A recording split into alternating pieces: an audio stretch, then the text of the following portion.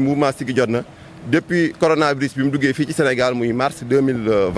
ba léegi mu ngi ciy sóobu gis nañu taxawaay boobu donc accompagner la population ci sensibilisation bi mais également des dons de masques des dons de produits hydroalcooliques pour aussi tamit ñu préparer wu ci feebar bi nga xam ni moo fi duggoon Sénégal. ci loolu nag bi deuxième vague bi ñëwee ñu gis que ni depuis quelque temps gis nañ kat jàngoro ji kat mu ngi ñuy lor bu baax. ñuy gis ay cas de contamination par jour yoo xam ne day dem ba 200 ak 300 contamination gis aussi nombre décès yi daal di gën a accentuer ñu ne nañ leen jukk bii yoon président yi nag nañ leen orienter d'abord suñu campagne de sensibilisation et de soutien si écoles yi. donc ku xam écoles yi xam ne cible potentielle la ñu dale ko ci daara yi nga xam ne daara yu ndaw yi la daara yu diggu doomu yi ak daara yu ci kaw yi maanaam lycée yi ci loolu nag ñun woon nag dañuy mobiliser lu mot 8000 masques accompagner ko ci produits yi nga xam ne ay javel la yi ay savon la yi ay gel hydroalcoolique ak dispositif lave-mains dem ci école yi mën leen kaa jébbal pour que ñoom tamit ñu daal di mën a jàmbaarloog mbas mi. ci loolu nag ñu ne woon nag buntu bu nekk kër gu nekk daa am buntu te ku ni école yi xam ni inspecteur académique moom mooy buntu bi dañuy ñëw ci IA tàgg ko jébbal ko symboliquement ni ko nag lii kat mooy acte tay bi mooy que ñun ci école yi lañ bëgg a dem def fa suñu apport citoyen suñu apport participatif suñu modeste participation pour xeex bi nga xam ne mooy coronavirus bi ñu mën ko jëlee ci réew mi. donc di appelé waat aussi ndaw ñi di leen ñaaxaat rek surtout ñi nga xam ne tamit ñoo nekk ci école yi am ay responsabilité mooy ñi nga xam ne ay gouvernement scolaire lañ ñoom ñoo nekk ak seen xarit yeeg seen camarades yi au niveau de l'école donc ñoom dañ mën a tenir benn discours boo xam ne benn communication boo xam ne dañ leen ñaaxaat ci ñu ci takku masque bi le port du masque parce que gis nañ fii kat ni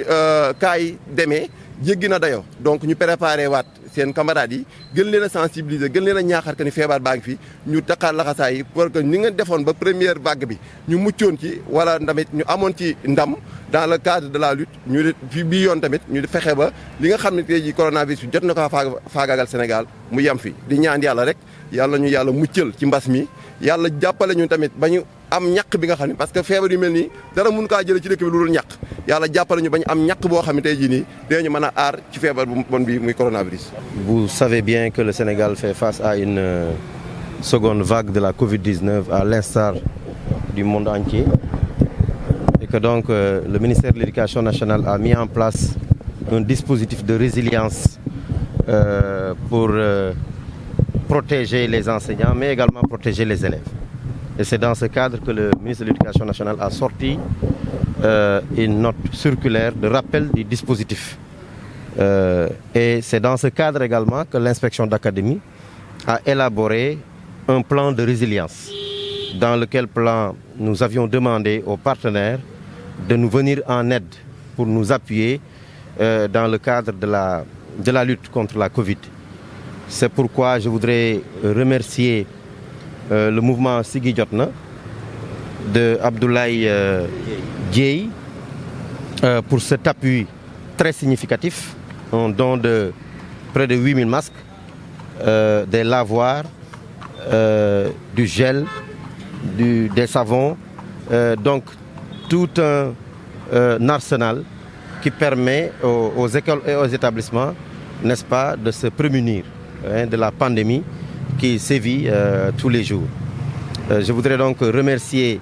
le donateur au nom de toute la communauté éducative de l'Académie de Thiès et dire que nous utiliserons ce matériel à bon escient. Nous ferons en sorte, non seulement relativement aux instructions du ministre, que le port du masque qui est obligatoire le soit au niveau de toutes les écoles et de tous les établissements de l'Académie de Thiès. Nous avons un plan de communication, un plan de résilience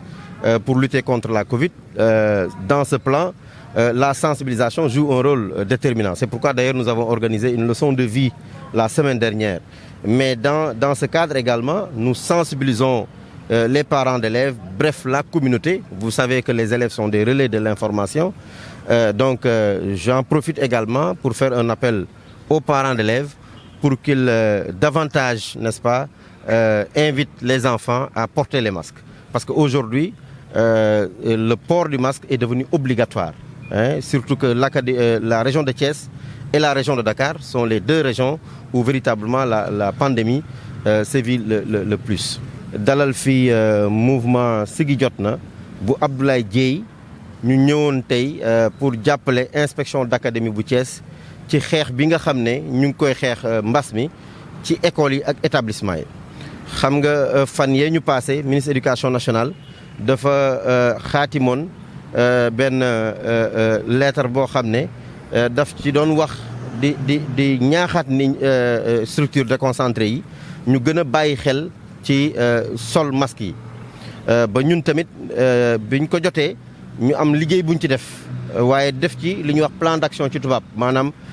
ñu ut ay jéego yoo xam ne day tax non seulement ñu waxtaan ak élèves yi waxtaan ak jàngalekat yi waxtaan ak parents d'élèves yi waxtaan ak communauté bi yëpp nga xam ne comme niñ ko defee woon daaw nit ñi danañ gën a xam lan mooy mbas mi danañ gën a xam surtout naka lañ koy moytoo waaye tamit nangu dogal yi nga xam ne moom la autorités yi di jël jëmale ko ci mbas mi nga xam ne rek pour muccal n'est-ce pas doomu aadama yi la. tey nag ci biir plan d'action boobu mouvement Siggi jot na comme ni ko yenn partenaires yi defee ñëw aussi jàppale académie bu Thiès jox ñu maanaam juróom-ñetti junni masque jox ñu saabu jox ñu eau de javel jox ñu ay gel hydroalcoolique ak ay lavoir maanaam li ñuy raxasoo yooyu yëpp vraiment ñu andi ko jëmale ko nag ci école yi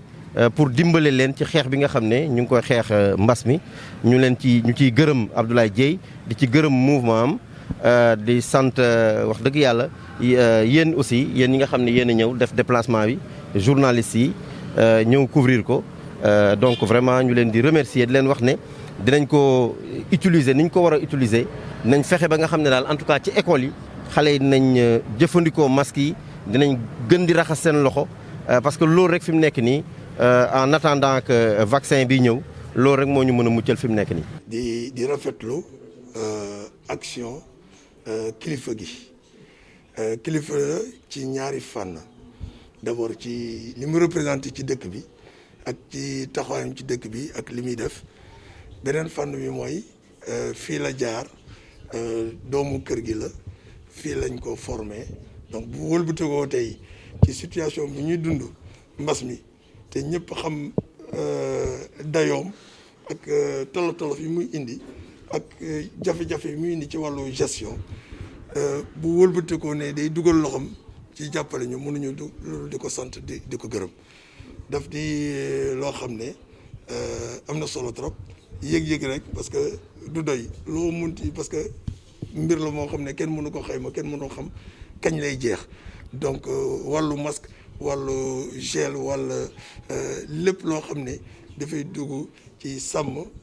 kaaraange nit ñi mënuñu lu dul di ko rafetlu xanaa ngeen jottali ko rek suñu sant suñu gërëm te di ñaan yeneen action topp parce que ñun fii dañuy sant yàlla képp ku jaar lycée Malick ñi jaar lycée Malick si ñu ngi fàttali ko seen lycée ñu ngi ñëw ñu ngi ciy dugal seen loxo di ci jàpp vraiment sant nañ leen gërëm nañ leen di ñaan yeneen topp ci. tey nguur gi santaane rek fi mu nekk ay kit de lavage ay maanaam li ñuy wax respect des gestes barrières port du masque bon du ñu tay nag di ko fàttali xale yi parce que même ci mag ñi sax nekk na loo xam ne lu xaw a jafe la di takk masque fu ñu toll mais mënuñu lu dul nee nañ la répétition pédagogique di ko fàttali xale yi fu ñu toll di leen sensibiliser di leen xamal ni mbir mi mu ngi fi li ci mujj rek mooy Ndakaaru ak Thiès tëj nañ ko ci kaw ay cas prolifération des cas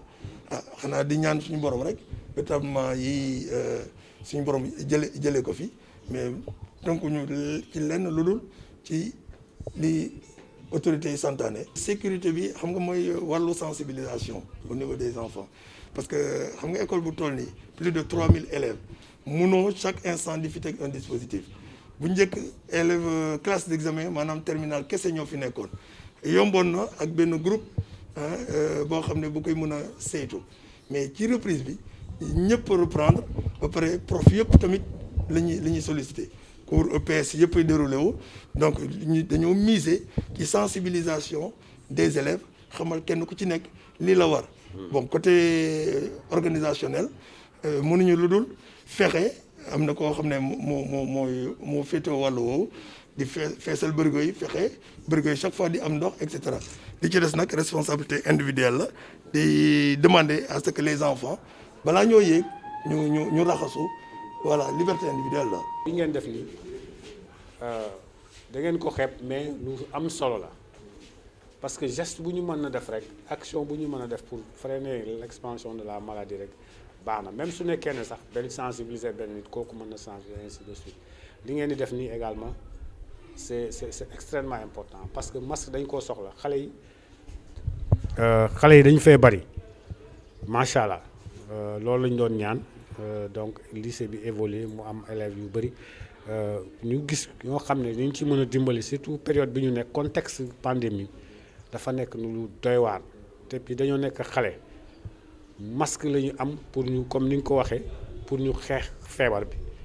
su ngeen amee xel ak xalaat ak seen i jot jël seen i temps ngeen ñëw fii ne da ngeen ñu may masque ñu ngi koy apprécier à sa juste valeur te ñu ngi leen ciy remercier au fond du cœur donc tout à mon nom et au nom du lycée de Faye nous vous remercions de votre geste et yal nañu yàlla jàppale ba feebar bi lamb àddina bi mu jóge fi ak jàmbal suba ñu koy nett ubbil ñu seeni bunt ñu dugg ci indi rek loolu rek jox ngeen ñu cër wormaal ngeen ñu ñun nag ba dañu am benn logique bu ñuy demee ci feebar bi ànd kook suñu président Abdoulaye Dièye muy lenn mën na ne sax dama koy sàcc ci benn poète li mu doon wax naan honte à qui peut chanter pendant que Rome brûle muy Lamartine ci logique boobu la ñu nekk tey jii xam nañ ni lépp mënul mate donc ku nekk rek da nga ci war a dugal sa loxo rawatina soo dëkkee ci gox yàlla di la suturaal nga ne du ma fàtte mukk fi ma jógee dinaa ci def li ma mën ba fi sama loxo yam dinaa ko ci def looloo waral tey jii masque yi jàngoro ji mi ngi fi ku nekk mi ngi xeex nu mu ko mënee mu dolli ci lii moom président Abdoulaye Dièye ni man kat du ma fàtte Thiès gi ma dëkk Thiès gi ma tette Thiès gi ma yar moo tax mu ni école yi daara yi néegu diine yi yëpp du bàyyi benn lépp lu mu ci mën rek loxoom dina fa dem incha allah ci loolu lañ demee ñu ngi leen siy jaajëfal vraiment ci li ngeen ñu ubbil seeni buntu ñu dugg si fii di wax ni le combat continue et nous serons toujours à vos côtés incha allah. Nous saluons vivement ce geste de haute facture de la part de M. Abdoulaye Dièye qui se trouve être une autorité dans cette ville et à double titre. D'abord en tant que responsable politique, il faut l'avouer,